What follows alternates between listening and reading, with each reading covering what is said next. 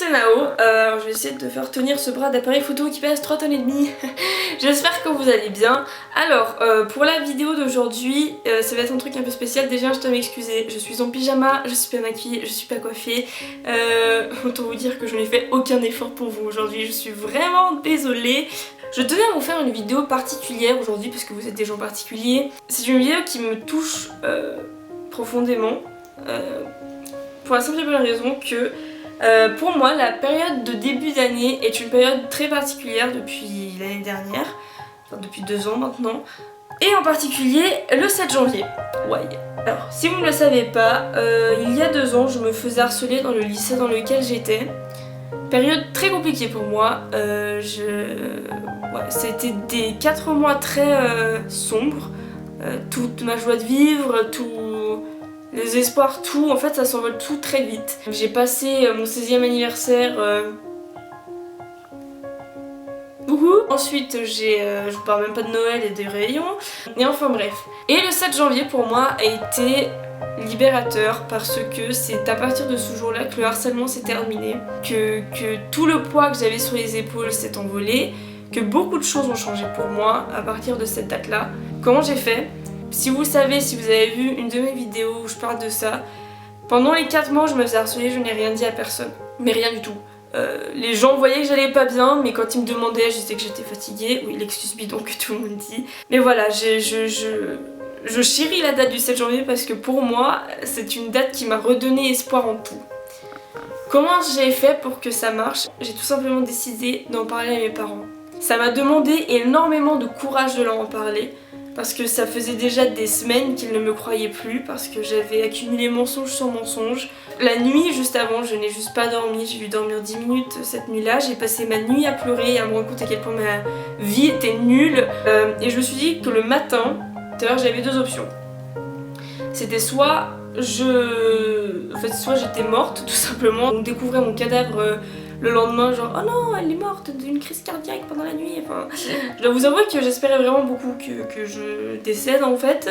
C'était soit ça, soit que j'ai la force et le courage nécessaire pour affronter mes parents et leur dire ce qui se passait au lycée. Je dois vous avouer que quand je leur ai dit, j'ai regardé leur tête et c'était plus alors elle est sérieuse elle ou quoi. Je leur ai tout simplement dit et juste le fait de leur dire m'a fait tellement de bien.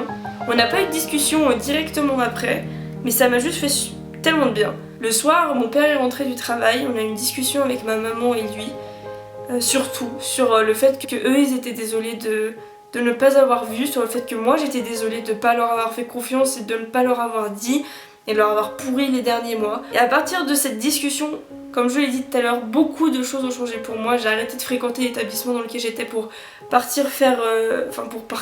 pour faire des cours chez moi. Et je me suis intéressée un peu plus à la photo. Enfin bref, j'ai commencé à m'intéresser et à m'ouvrir à une autre culture non scolaire, disons.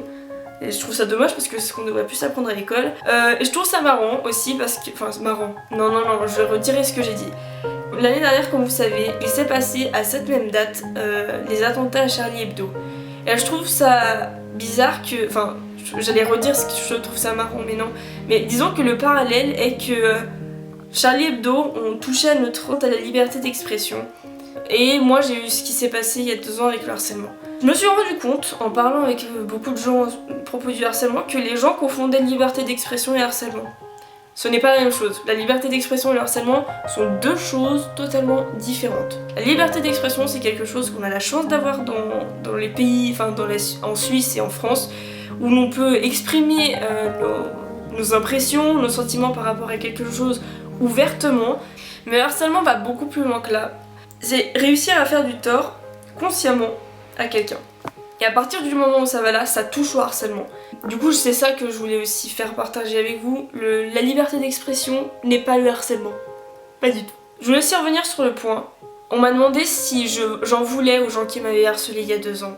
Et d'ailleurs, quand j'ai sorti ma première vidéo où je parle du fait que je me suis fait harceler, une fille qui m'avait harcelé pendant ces 4 mois m'a envoyé un message. Je sais pas comment elle m'a retrouvée, parce que je l'avais bloqué partout. Elle m'a envoyé un message pour s'excuser en fait de ce qu'elle m'avait fait.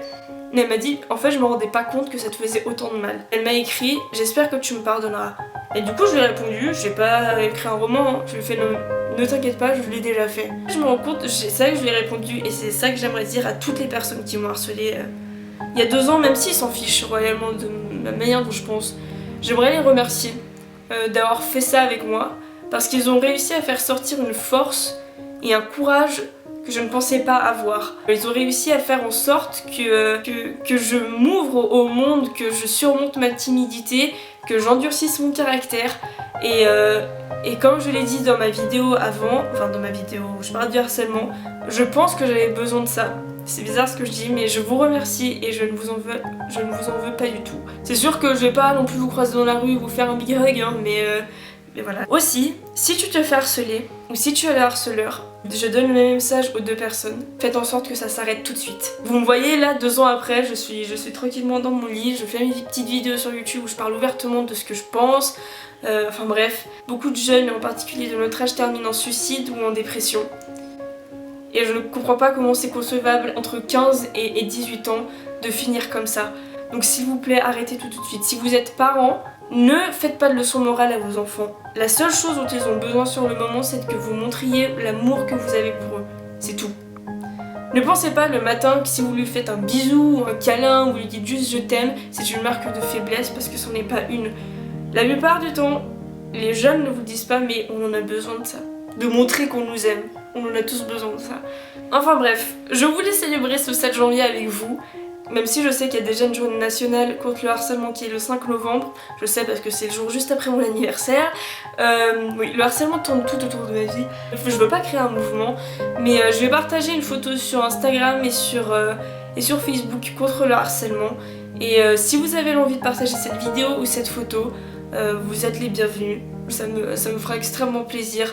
Sur ce, je vous fais de gros bisous. Je vous souhaite à tous un très bon 7 janvier. J'espère que pour vous aussi, cette année se passera bien. Et d'ailleurs, bonne année, c'est la première vidéo que je fais de l'année. Je vous ai même pas souhaité bonne année. Mais en fait, vous verrez la vidéo que je fais, qui sortira dimanche. À la base, je pensais que ça allait être elle, la première vidéo de l'année. Bref, je vous souhaite un très bon 7 janvier. J'espère que pour vous, il sera aussi libérateur qu'il a été pour moi. Et faites en sorte que vos problèmes se résolvent aujourd'hui. Et puis c'est tout ce que j'ai à vous dire, je vous fais de gros bisous et à bientôt, ciao ciao.